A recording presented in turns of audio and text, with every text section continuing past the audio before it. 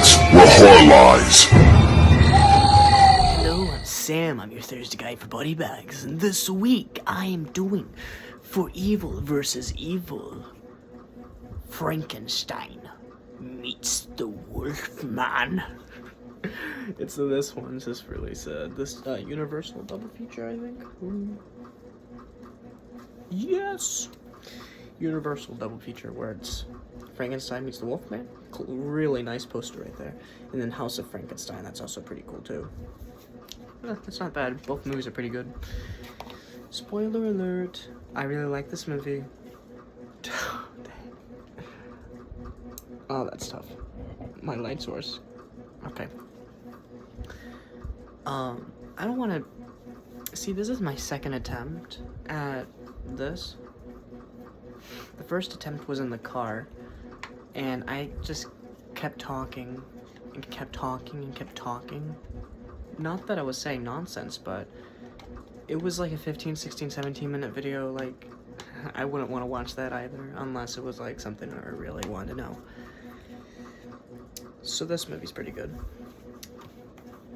It takes place 4 years after the Wolfman, which I guess for clarification, this is basically in short terms the Wolfman 2 and like Frankenstein 5. Because for Frankenstein, there's Frankenstein, Bride Frankenstein, Son, and Ghost. Maybe Son and Ghost is switched. I never watched those ones. I never watched Son or Ghost of Frankenstein. But I saw this. Now, timeline-wise, it's very interesting because they're never specific about like how long this is after, just maybe several years or whatever. I'm pretty confident this is like 4 years later, after the Wolfman at least.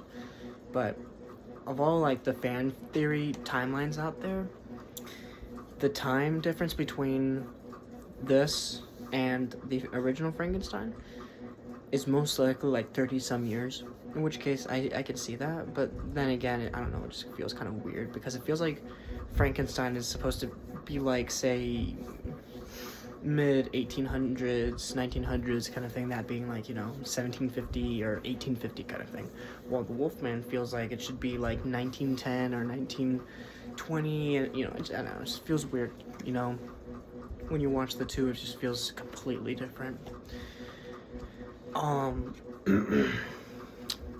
I guess I'll try to give you a short description of the movie. I don't know if it says it here.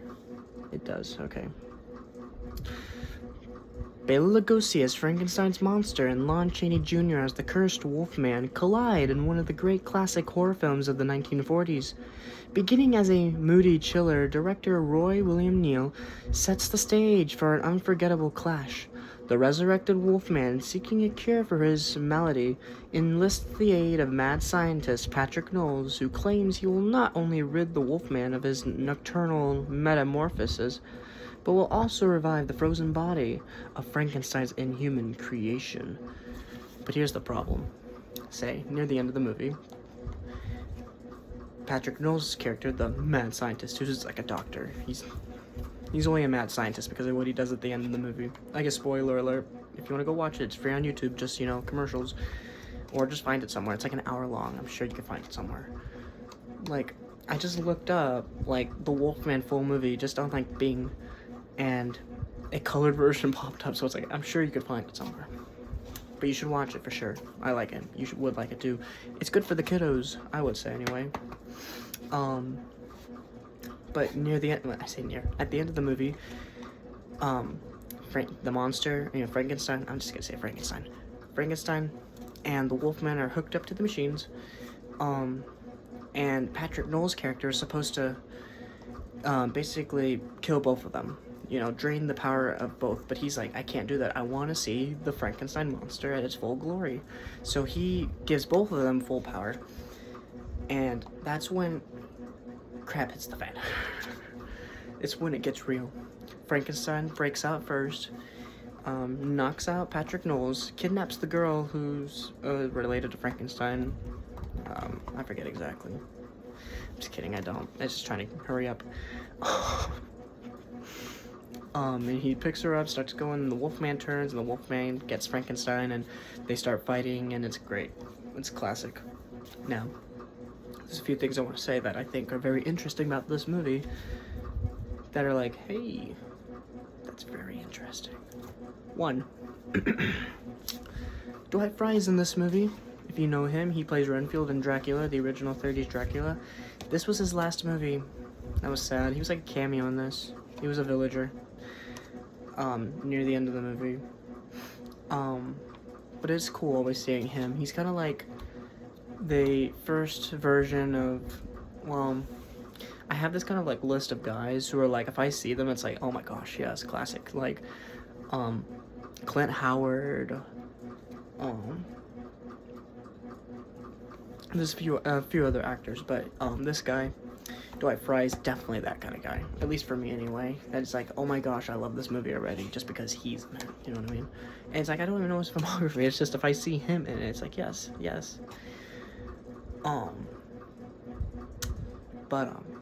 Anyway, that's one. Two, Patrick Knowles was in The Wolfman, but he's also in this. He's not the same character. He's not even close. I don't even think they're like brothers or whatever, which is so weird that like they're in the, you know, it's weird, I think, anyway. But hey, I guess actually 4 or 5 things, my bad. I want to save the best for last, or at least my opinion on the best for last. 3,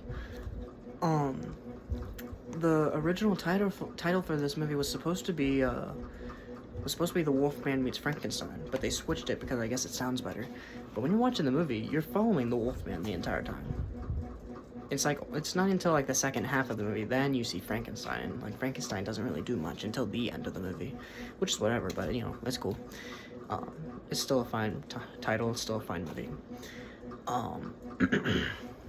4. I'm pretty sure it's 4. I may have miscounted, but anyway. Oh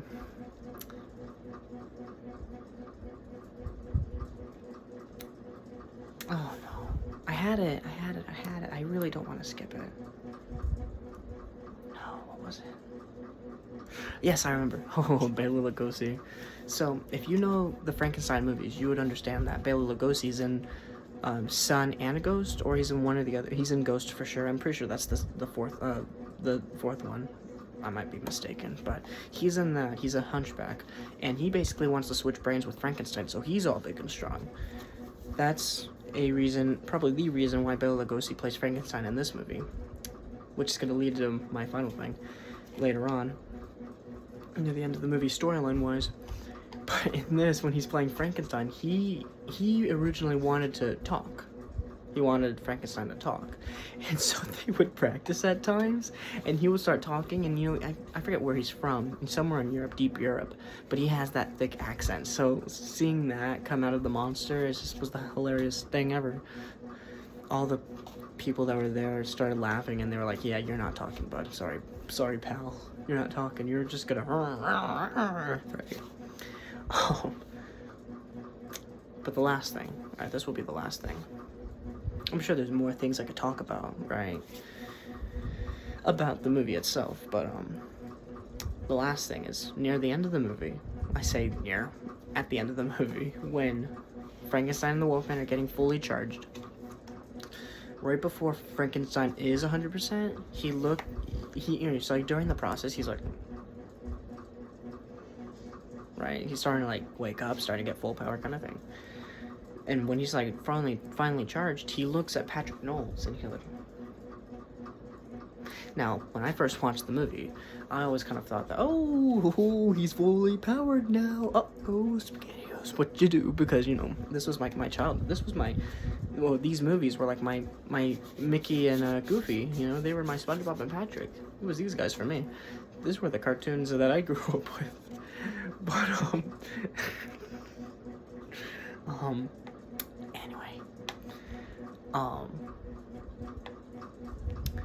but going back storyline wise, that Bela Lugosi, the hunchback, wanted to switch brains, so he would be all big and strong. He was not a good person, if I'm not mistaken, in those movies. He was a really bad person. And so him smiling like that is like, oh no, what have you done, Patrick Knowles? You screwed up big time. You just gave the devil the keys, kind of thing.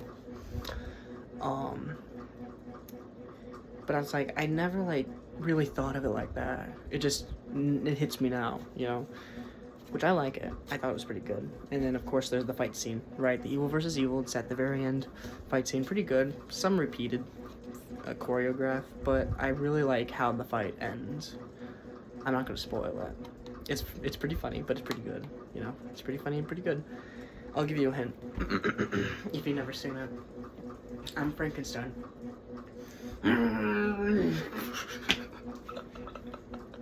Dude, it's hilarious. Fine, I'll tell you. There's this dam that blows up, and the water's coming down, and it's gonna hit the castle that they're like underneath, kind of thing. And the Wolfman and Frankenstein are fighting. The Wolfman gets up on a high spot. Frankenstein does the hug, like he wants a hug. Then the Wolfman jumps, and as soon as they connect, then the water starts falling down, and like it's pouring, it's raining. The grandma is definitely snoring. She actually might be dead at this point. Maliva. Yeah. Well, she's probably still alive, but yeah, old lady. Anyway, it has funny moments, but I mean, like, dude, if you're gonna bash this movie over the head, like, you got problems. Because, like, there are plenty of other, especially newer movies you could go bash over the head. How can you bash this over the head? Really nice music, now given, right? They lift music from, like, The Wolfman and other movies, but I mean, like, dude, great music, great effects. I mean, look at them too. You can't really see them, but you look up images, like, wow, that's real. That looks real. Jack Pierce. If you know, you know.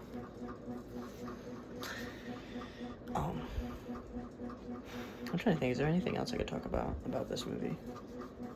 I don't think so. I guess it's too bad that there never was an actual, like, The Wolfman Returns kind of movie, you know, where it's a sequel to The Wolfman before any of them meet, you know. But hey, you know what? It's cool because Lon Chaney gets to be the only actor to... He's the only... How do I put it? Oh, wow. Out of all the Universal Monster movies, only one actor plays the Wolfman, and it's Lon Chaney Jr. So that's pretty cool, I think, anyway. But anyway, I'm Sam. I'm your Thursday guy for BodyBags. I did House of... not House, my bad. Frankenstein meets A Wolfman. And I'm gonna give it an 8 out of 10. Well earned, well deserved, a lot better than a lot of new movies, right? I'm sorry, I'm just experimenting with this. How does it look? Ooh. Anyway, I'll see y'all next week. Goodbye.